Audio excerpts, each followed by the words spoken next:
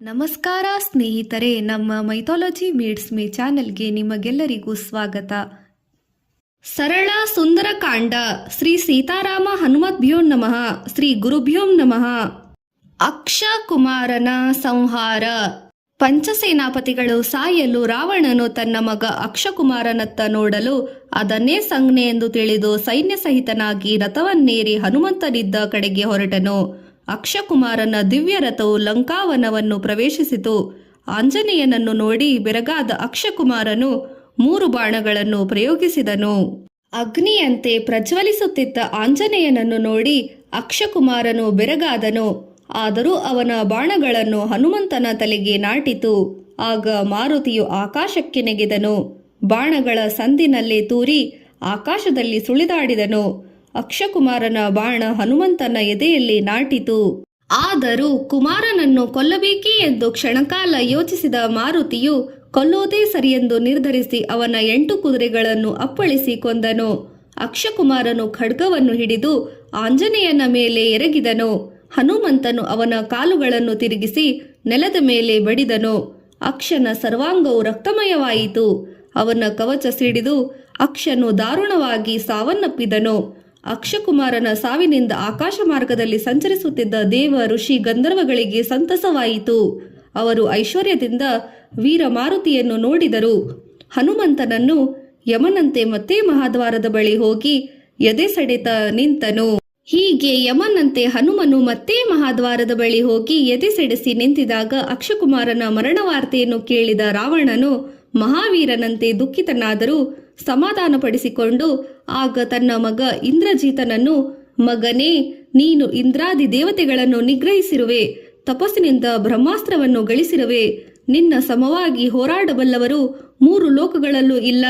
ನಿನ್ನ ಪ್ರಿಯ ಸೋದರ ಅಕ್ಷಕುಮಾರ, ಅಮಾತ್ಯ ಪುತ್ರರು, ಪಂಚಸೇನಾಪತಿಗಳು ಹತರಾದ ವಿಚಾರ ನಿನಗೆ ತಿಳಿದಿದೆ. ಪರಾಕ್ರಮದಲ್ಲಿ ನನಗೆ ನಿನ್ನಲ್ಲಿ ಪೂರ್ಣ ನಂಬಿಕೆ ಇದೆ.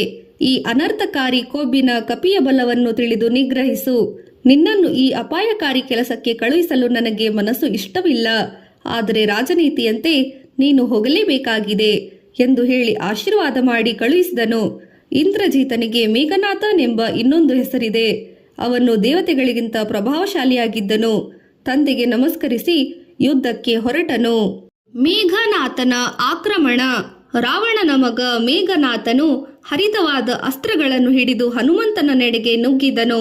ಇಂತಹ ಭೀಕರ ಕಾಳಗವನ್ನು ನೋಡಲು ಆಕಾಶದಲ್ಲಿ ಋಷಿಗಳು, ಯಕ್ಷರು, ನಾಗರು ನಿಂತರು. ಹನುಮಂತನು ಮೇಘನಾಥನನ್ನು ನೋಡಿ ತನ್ನ ದೇಹವನ್ನು ವೃದ್ಧಿಸಿಕೊಳ್ಳಲು ಗರ್ಜನೆ ಮಾಡಿದನು. ಅವರಿಬ್ಬರ ಯುದ್ಧ ಪ್ರಾರಂಭವಾಯಿತು. ಆಂಜನೇಯನು ಇಂದ್ರಜಿತನ ಬಾಣಗಳನ್ನು ತಪ್ಪಿಸಿಕೊಂಡನು. ಇಂದ್ರಜಿತ ವಜ್ರಾಯುಧವನ್ನು, ಘೋರವಾದ ಅಸ್ತ್ರಗಳನ್ನು ಪ್ರಯೋಗಿಸಲು ನಿರಾಯುಧನಾದ ಹನುಮಂತನು ಇದರಿಂದ ತಪ್ಪಿಸಿಕೊಂಡು ಪರಸ್ಪರ ಇಬ್ಬರಿಗೂ ನಿಗ್ರಹಿಸಲು ಸಾಧ್ಯವಾಗಲಿಲ್ಲ. ಕೊನೆಗೆ ಅಸ್ತ್ರವಿದ್ಯಾ ನಿಪುಣನಾದ ಮೇಘನಾಥನು ಬ್ರಹ್ಮಾಸ್ತ್ರವನ್ನು ಹೂಡಿ ವಾಯುಪುತ್ರನನ್ನು ಬಂಧಿಸಿದನು. ಈ ದಿವ್ಯಾಸ್ತ್ರಕ್ಕೆ ಸಿಲುಕಿದ ಹನುಮಂತನು ಬ್ರಹ್ಮದೇವನಿಗೆ ಬೆಲೆ ನೀಡುವುದು ಸೂಕ್ತ ಎಂದೆನಿಸಿತು. ಇದರಿಂದ ರಾವಣನನ್ನು ನೋಡಿ ಸಂಭಾಷಣೆ ಮಾಡಬಹುದೆಂದು ಯೋಚಿಸಿದನು. ರಾಕ್ಷಸರು ಹನುಮಂತನನ್ನು ನಾರಿನಿಂದ ಬಿಗಿದಿ ಕಟ್ಟಿದರು. ಆಗ ಬ್ರಹ್ಮಾಸ್ತ್ರದ ಕಟ್ಟು ಸಡಿಲಿತು. ತನ್ನ ಅಸ್ತ್ರದ ಪರಿಣಾಮ ವಿಫಲವಾಗದು ಎಂದು ಇಂದ್ರಜಿತ ಚಿಂತಾಗ್ರಸ್ತನಾದನು. ಹನುಮಂತನು ಯಾವ ಪ್ರತಿಭಟನೆಯೂ ತೋರದೆ ರಾವಣನ ರಾಜಸಭೆಗೆ ಕರೆದೊಯ್ಯಲು ಎಳೆದೊಯ್ಯಲ್ಪಟ್ಟನು. ರಾವಣನು ಪರಿವಾರ ಸಹಿತವಾಗಿ ಸಭೆಯಲ್ಲಿ ಆಸೀನನಾಗಿದ್ದನು. ರಾಕ್ಷಸರಿಂದ ಸೆರೆ ಹಿಡಿಯಲ್ಪಟ್ಟ ಮಾರುತಿಯನ್ನು ನೋಡಿ, ಯಾರಿವನು, ಎಲ್ಲಿಂದ ಬಂದನು ಎಂದು ಅವರು ಮಾತನಾಡಿಕೊಂಡರು. ಇವನನ್ನು ಕೊಲ್ಲಬೇಕು ಎಂದು ಕೆಲವರು ಕೂಗಾಡಿದರು. ರಾವಣನ ಮಂತ್ರಿಗಳು, ನೀನು ಯಾರು, ಬಂದ ಕೆಲಸವೇನು, ನಿನ್ನನ್ನು ಯಾರು ಕಳುಹಿಸಿದರು ಎಂದು ಕೇಳಲು ಹನುಮಂತನು, ನಾನು ದೂತ, ಕಪೀಶ್ವರ, ಸುಗ್ರೀವನು ಇಲ್ಲಿಗೆ ನನ್ನನ್ನು ಕಳುಹಿಸಿದ್ದಾನೆ ಎಂದು ನುಡಿದನು.